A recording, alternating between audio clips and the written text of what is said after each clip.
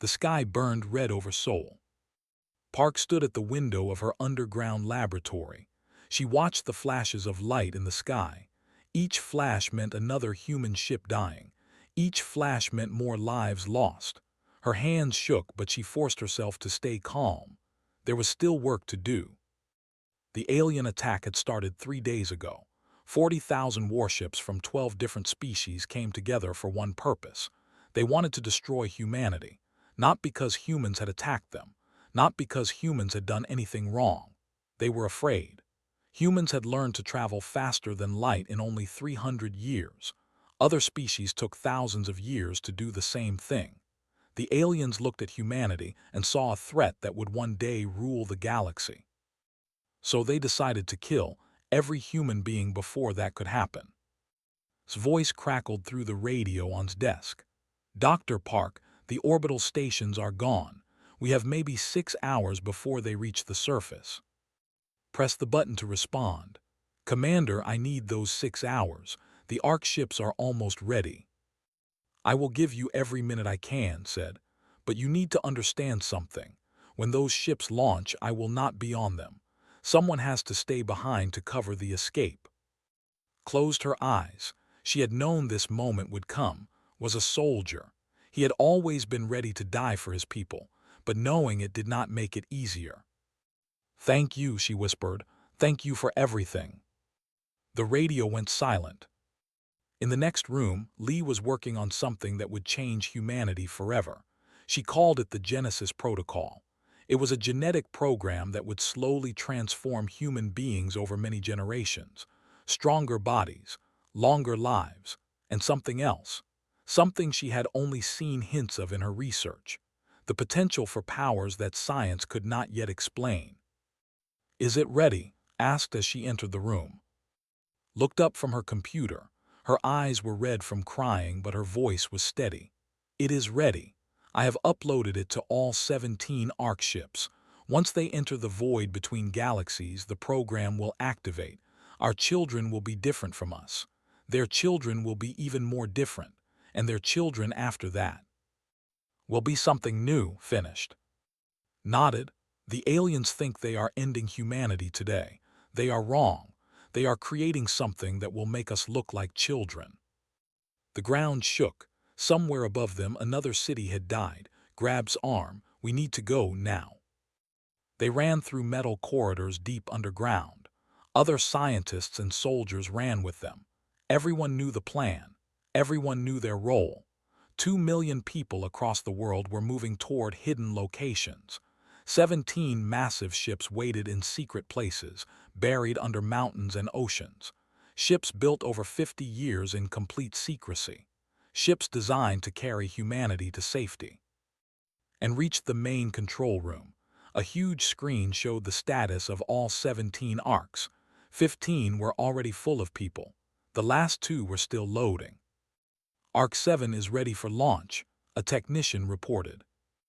"ARC 12 is at 90% capacity. ARC 1 is sealed and waiting." Took a deep breath. This was the moment. Everything they had worked for came down to this. Above them, Commander flew his fighter into battle one last time. He was joined by 10,000 other pilots. They knew they could not win.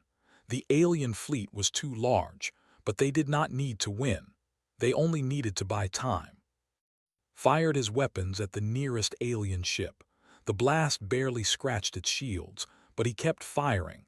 Around him, human ships exploded one by one. Friends he had known for years died in balls of fire. But he did not stop. He could not stop. "All ARCs begin launch sequence," commanded. Deep under the earth, engines that had never been tested came to life. The ground shook as massive ships rose from their hiding places. Mountains split open. Ocean water rushed into empty holes. And 17 ships, each one 5 kilometers long, rose into the burning sky. The aliens saw them immediately. Hundreds of warships turned to intercept. But something strange happened. The human ARCs did not fly toward space. Instead, they began to glow with a strange blue light. The air around them bent and twisted. watched from his dying fighter as the arcs began to disappear. They were not going to another planet. They were going somewhere the aliens could not follow, a dimension between dimensions, a void where time and space worked differently. One by one, the arcs vanished. On the surface below, the aliens began their final attack. Cities burned, oceans boiled. The earth itself cracked and bled fire. In less than an hour, the home of humanity was nothing but ash and stone. The 12 species of the galactic hegemony celebrated. They declared a new holiday called Extinction Day. They told each other that the universe was now safe. The human threat was gone forever. But deep in the void between galaxies, 2 million humans drifted in silence. They carried with them the memory of everything they had lost. They carried the Genesis Protocol in their blood, and they carried a promise that passed from parent to child for generations to come. They would return. They would remember. They would rise. And when they did, the galaxy would learn what happens when you try to kill something that refuses to die. The void was not empty, it was alive. Minyu was born on Arc 7 200 years after humanity fled Earth. He never saw the blue sky his grandparents talked about. He never felt real wind on his face. But he did not feel sad about this. The Ark was his home. The void was his universe. And lately, something strange was happening inside his mind. It started small. Objects would move when he was angry. A cup would slide across the table. A door would slam shut without anyone touching it. At first, Minyu thought he was imagining things. Then one day, he lifted a chair with nothing but his thoughts. He told no one.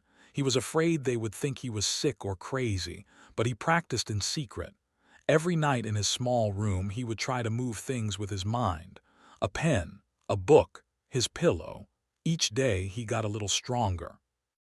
On the day everything changed, Minyu was working in the observation deck. Through the thick glass, he could see the strange lights of the void. It was beautiful in a way that was hard to describe. Colors that had no names swirled in the darkness. Sometimes, shapes would appear and disappear. The scientists said it was normal. The void was a place where the rules of physics were different. An alarm suddenly screamed through the ship. "Asteroid incoming," a voice shouted over the speakers. "All personnel brace for impact." Minyu looked out the window and saw it.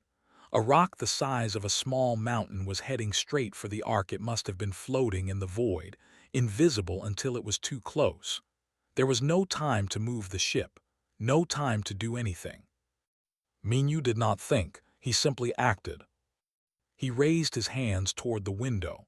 Every bit of anger, fear, and love he had ever felt rushed through his body.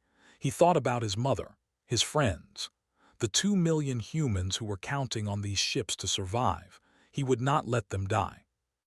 A wave of invisible force shot from his hands. It passed through the window without breaking it. It crossed the void in less than a second. And when it hit the asteroid, the massive rock exploded into a million tiny pieces. Minyu fell to his knees. His nose was bleeding. His head felt like it was on fire, but he was smiling. He had done it. He had saved them all. The Council of 17 called an emergency meeting that same day. Representatives from all the arcs came together through video screens. They had all heard what happened. They all wanted to understand. Han was a philosopher on Arc 3. She was 90 years old but looked like she was 40. The Genesis Protocol was working. Humans were living longer, much longer, and now, it seemed, they were developing abilities that should have been impossible. "This is not a mistake," said to the Council. "This is what we were meant to become. Dr. Lee saw this possibility before we left Earth. She designed the Genesis Protocol to unlock the hidden potential in human DNA. The void is helping. Something about this place is speeding up the process." "Are there others like Minyu?" someone asked. "Yes," answered. "Reports are coming in from every Ark, children moving objects with their minds, adults healing wounds just by touching them. One woman on Arc 12 can see through walls. We are changing. We are evolving." The council talked for hours. Some were afraid. They worried that these powers would make humans into monsters. Others were excited. They saw a chance for humanity to become something greater than it had ever been. In the end, stood up and spoke words that would guide humanity for the next 500 years. "We did not choose this path," she said. "It was forced upon us by those who wanted us dead, but we will walk it with our heads held high. We will not become evil. We will not become weak. We will remember what was taken from us. We will honor those who died so we could live. And one day we will return home. This is our doctrine. This is our promise." The council agreed. They called it the doctrine of return. Years passed, then decades, then centuries. Was an engineer who had a different kind of genius. He could look at alien technology captured from before the fall and understand how it worked. More than that, he could make it better. Much better. On Arc 11, made a discovery that would transform the human fleet. He found a way to grow ships from living metal. The ships would repair themselves when damaged. They would grow larger over time. They would respond to human thoughts like loyal pets. The first living vessel was born 300 years after the Exodus. It was small and ugly, but it was alive. By year 500, the human fleet had 200 ships. Each one was part machine and part creature. Each one loved its human crew the way a dog loves its owner. By this time, humanity had changed in ways that would have shocked their ancestors. The average human lived for 400 years. Every adult had at least some psionic ability. Some could move objects. Some could read minds. Some could see the future in their dreams. The strongest among them could do things that seemed like magic. And there were now 890 million of them. One day, a scout ship at the edge of the fleet sent back a message that made everyone stop what they were doing. "We have found the edge of the void. We can see our home galaxy. We can see the Milky Way." The council met one more time. The vote was simple. Should they stay in the void forever, or should they go home? Every single vote was the same. Return. The fleet turned toward the distant light of their home galaxy. 800 ships carrying nearly 1 billion humans began the long journey back. They were not the same people who had fled in terror 1,000 years ago. They were something new, something powerful, something that the galaxy had never seen before. And in the hearts of every human, young and old, burned a fire that had never gone out. The fire of memory. The fire of purpose. The fire of return. The border patrol ship was small and old. Its crew of 5 aliens had spent 20 years watching empty space. Nothing ever happened in this part of the galaxy. It was boring work, but it was safe. Or so they thought. Officer was drinking his morning tea when the sensors started screaming. "What is that?" he shouted at his crew. On the screen, something massive was appearing from nowhere. It looked like a creature from a nightmare. Dark metal skin that seemed to breathe. Glowing lines that pulsed like veins. No windows. No visible engines. Just a living mountain of metal floating in space. "I have never seen anything like this," his second officer whispered. "What species does it belong to?" Before anyone could answer, more shapes appeared. Then more. Then more. Within minutes, over 100 of these strange vessels had materialized from nothing. They hung in space like sleeping giants. His hands were shaking as he opened a communication channel. "Unknown vessels. This is Hegemony Border Patrol Station 7. Identify yourselves immediately." Silence. Then a voice came through. It spoke perfect Hegemony common, but there was something strange about it. Something old and cold. "We are the returned. We are human." Felt his blood turn to ice. Human? That was impossible. The humans were extinct. Everyone knew that. It was taught in every school. It was celebrated every year on Extinction Day. The humans were dead. They had been dead for 1,000 years. That cannot be true," stammered. "The humans were destroyed." "You destroyed our home," the voice answered. You burned our cities, you killed our families, but you did not destroy us. We survived, we grew, we changed, and now we have returned." The communication ended. The massive ships began to move forward, passing the patrol station like whales passing a small fish. They did not attack. They did not even slow down. They simply continued into hegemony space as if the border meant nothing. Immediately sent a message to High Command. The response was panic. On the lead human ship, stood at the center of the command chamber. She was 412 years old, but she looked like a woman of 30. Her silver hair floated around her head, moved by the gentle psionic field that all powerful humans generated. As the ambassador of the returned, it was her job to speak for humanity, but she knew that words would not be enough today. Beside her stood a young woman of only 60 years, had a rare gift. She could read minds across vast distances. Right now, she was listening to the thoughts of every alien in the sector. "They are terrified," reported. "Their leaders are gathering emergency meetings. They are calling back their fleets. Some are even preparing to run away." "Good," said from his position near the weapons console. He was a warrior monk, trained in both combat and meditation. His body was covered in scars from 1,000 practice battles. "Let them fear us. Fear is the beginning of wisdom." Shook her head. "We did not come here to make them fear us. We came for justice." "Justice requires strength," replied. "They must understand what we have become. Only then will they listen." The hegemony sent a diplomatic ship 3 days later. It carried representatives from all 12 species that had voted for human extinction. They were nervous, they were curious, and deep in their hearts, they were praying that the humans had come to make peace. The meeting took place on an empty moon. The aliens arrived in their best clothes, carrying gifts and fine words. The humans arrived in simple gray robes, carrying nothing but themselves. Stepped forward to greet them. The aliens noticed immediately that she did not walk. She floated, her feet just above the ground. A soft blue light surrounded her body.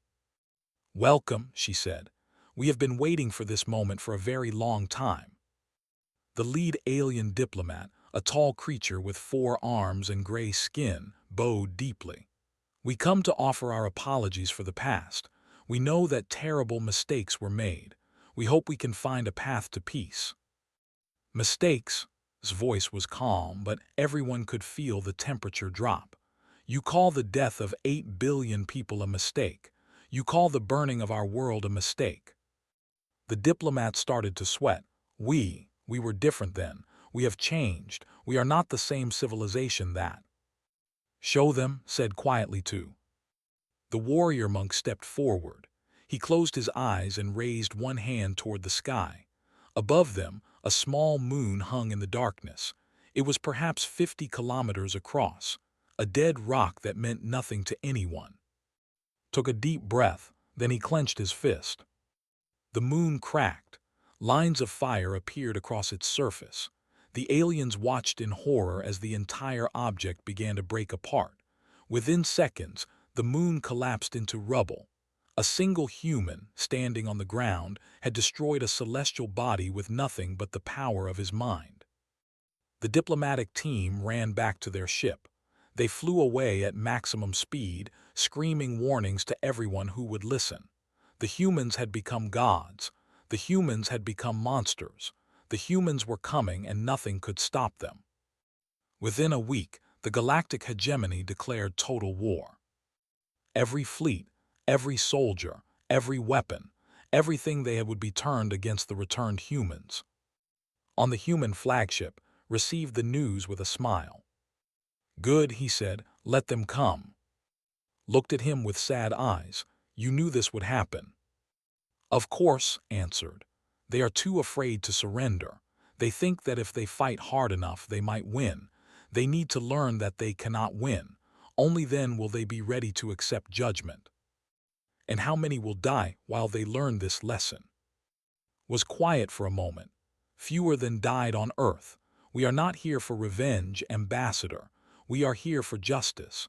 But sometimes justice must be written in fire before it can be read in peace. The human fleet began to move deeper into hegemony space. The war for the galaxy had begun. The hegemony expected revenge. They expected fire and death. They expected humans to do exactly what the hegemony had done 1,000 years ago. They were wrong. Shin was the supreme commander of all human forces. She had lived for 360 years. She had trained for this moment since she was a child, and she had very specific orders about how this war would be fought. "We do not kill unless we must," she told her captains before the first battle. "We do not destroy cities. We do not burn worlds. We are not them. We will never be them." The first major battle happened at the system. The hegemony had gathered 3,000 warships to defend a major military base. They thought their numbers would give them an advantage. They thought wrong. The human fleet arrived with only 50 ships. The living vessels moved through space like predators hunting prey. They did not fire weapons. Instead, teams of psionic warriors teleported directly onto enemy ships. Within seconds, the alien crews found themselves frozen in place, unable to move. Their weapons went dead. Their engines stopped. Their ships simply floated helplessly in space. In less than an hour, all 3,000 ships were captured. Not one alien had died. Not one human had fallen. The prisoners were confused. They had expected to die. Instead, human medics came to treat their wounds. Human workers repaired damage to their ships. Human voices spoke to them in gentle tones, explaining that they were not going to be hurt. "Why?" one alien captain asked when she visited his captured ship. "Why are you not killing us? We destroyed your home. We murdered your people. Why show us mercy?" Looked at him with eyes that had seen too much pain. "Because," she said, "we remember what it felt like to be helpless. We remember what it felt like to watch our loved ones die. We will not make anyone else feel that way, not even you." News of the battle spread across the galaxy. The hegemony was shocked. Some thought it was a trick. Others thought the humans were weak. But slowly, a different idea began to spread. Maybe the humans were something new. Maybe they were something better. No was a judge. Before the fall, his ancestors had served in courts of law. That tradition had survived 1,000 years in the void. Now commanded a special fleet called the Tribunal. His job was not to fight. His job was to bring justice. On a large human ship, a courtroom had been built. It looked like courtrooms from old Earth, with wooden walls and leather seats. This is where the leaders of the hegemony would one day face trial, but for now had another task. He traveled from planet to planet, broadcasting a message to every species in the galaxy. "People of the hegemony," he said, "we have returned, but we have not returned for war, we have returned for truth. 1,000 years ago, your leaders decided to destroy an entire species. They did not ask your permission, they did not tell you the real reason. They simply acted and they told you it was necessary. Now we ask you to question that lie. Look at us. We have not attacked your homes. We have not killed your children. We have captured your soldiers and treated them with respect. Does this look like a species that deserved to die?" Many aliens listened. Many began to doubt what they had been taught. Meanwhile was doing different work. He was a healer, one of the most powerful in the human fleet. His gift let him cure almost any disease, heal almost any wound. And he had decided to use that gift to help everyone, not just humans. On a planet near the front lines, a terrible plague had broken out. The local hospitals were overwhelmed. Thousands were dying every day. The hegemony government had abandoned these people, too busy with the war to help.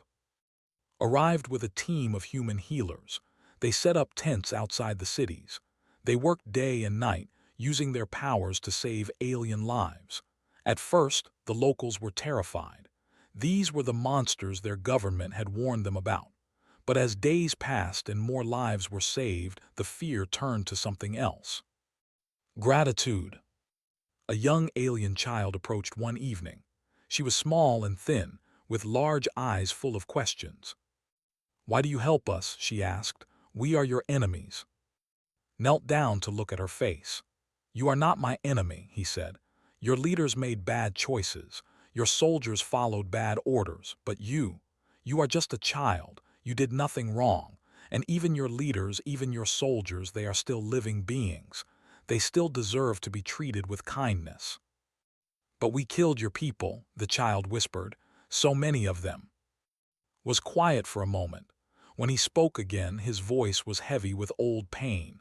"Yes, you did, and we will never forget that. But forgetting and forgiving are different things. We can remember what happened while still choosing to be kind. That is what makes us human." The war continued for over 100 years, but it was unlike any war the galaxy had ever seen. The humans won every battle, but they refused to use their full power. They could have burned planets. They could have killed billions. Instead, they captured ships, freed prisoners, and slowly pushed toward the center of hegemony space. 4 species surrendered within the first 50 years. They saw what humanity was doing and decided they wanted no more part in the fighting. The humans accepted their surrender with open arms. 4 other species fought until they could fight no more. Even then, the humans did not destroy them. They simply waited until the fighting stopped. The final battle happened near the hegemony capital world. 10,000 alien warships made their last stand against 400 human vessels. The battle lasted 3 hours. At the end, only 12 human ships had been damaged. The entire hegemony fleet was captured or disabled. The 12 council masters, the leaders who had ordered humanity's destruction, were found hiding in an underground bunker. They were captured alive and brought before Judge No. The oldest of them, a creature who had lived for 2,000 years, looked at with tired eyes. "What will you do to us?" he asked. "Stood tall, what you never gave us, a fair trial." "And then, will you execute us?" "That depends on the trial. But I will tell you this, we have not killed a single prisoner in this entire war. We do not plan to start now." The old alien seemed to shrink. He had expected death. He had prepared himself for death. The idea that he might have to live with what he had done was somehow worse. "Why?" he whispered. "Why are you so different from what we expected?" Thought about the question for a long time. Finally, he answered. "Because 1,000 years ago, a woman named Lee made a choice. She could have designed us to be weapons. She could have made us into perfect killing machines. Instead, she gave us the power to grow, not just in strength but in wisdom, in compassion, in love. We are her children, and we will make her proud." Earth was dead. For 1,000 years, the planet had been nothing but ash and dust. No life, no water, no hope. Just a burned ball of rock floating in space, a monument to what had been lost. But humanity had learned many things during their long exile. They had learned to move mountains with their minds. They had learned to heal the sick with a touch. And they had learned to bring dead worlds back to life. The terraforming project took 4 years. Thousands of the most powerful humans worked together, pouring their energy into the soil. They called the clouds back to the sky. They filled the oceans with water from distant comets. They planted seeds that had been saved for generations, protected in special containers on the Ark ships. Grass grew first, then flowers, then trees. Animals were brought from other worlds, species similar to the ones that had died. Birds filled the air. Fish swam in the rivers, and slowly Earth became beautiful again. Was chosen to be the first president of restored Earth. He was a quiet man of 200 years, known for his wisdom and his gentle heart. On the day of his speech, he stood on a hill overlooking New Seoul. Behind him, a city was being built. Before him, representatives from every human ship and every former hegemony species had gathered. "We could have become monsters," said to the crowd. "After what was done to us, no one would have blamed us for seeking revenge. We had the power to burn every world that stood against us. We had the strength to make them feel every bit of pain that we felt." He paused, looking out at the mix of humans and aliens gathered before him. But we chose a different path. We chose to be better than our pain. We chose to remember without becoming prisoners of our memories. Today, I announce that the war is over. Today, I invite every species in this galaxy to join us in building something new. Not an empire, not a kingdom, a commonwealth, a family of worlds where every voice matters and every life has value.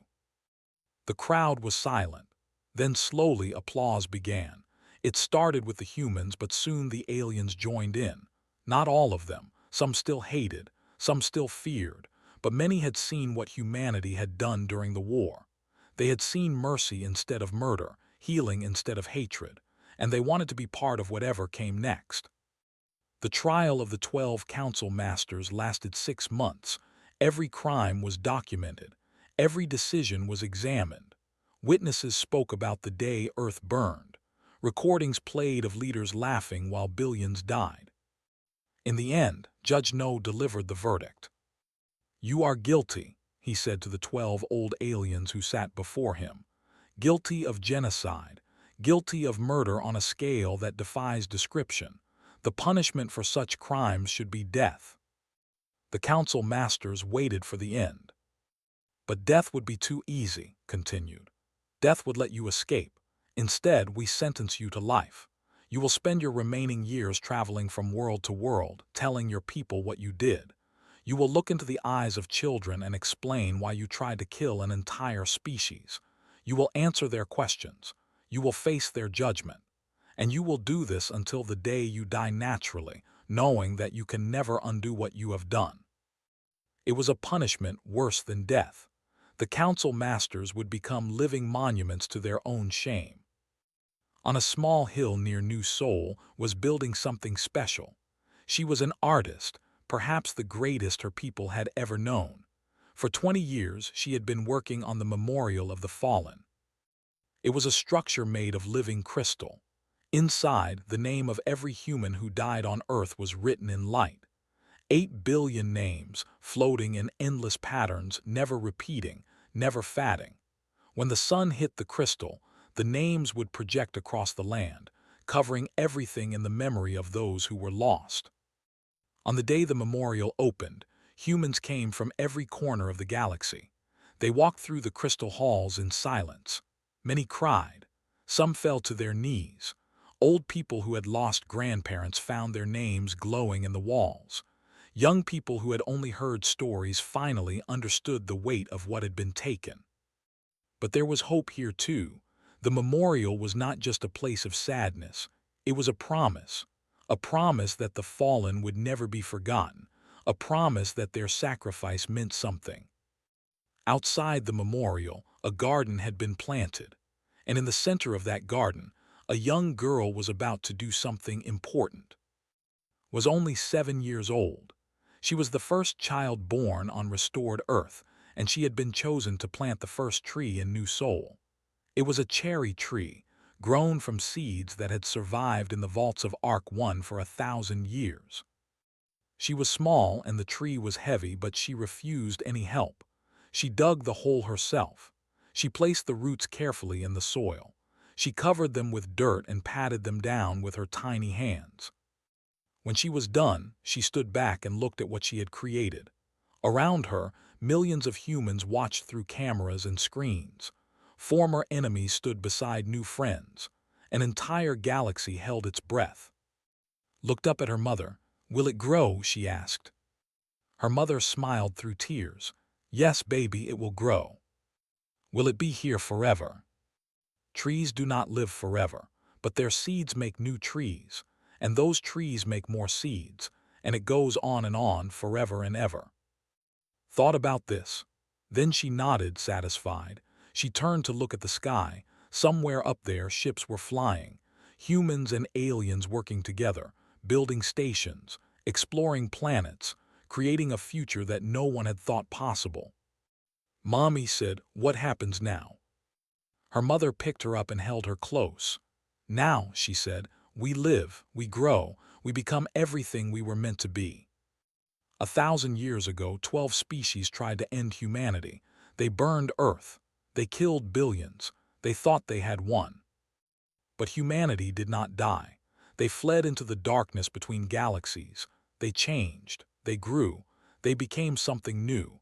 And when they returned, they did not come as monsters seeking revenge. They came as something better, something wiser, something that the universe had never seen before. In the end, the aliens did not create the death of humanity.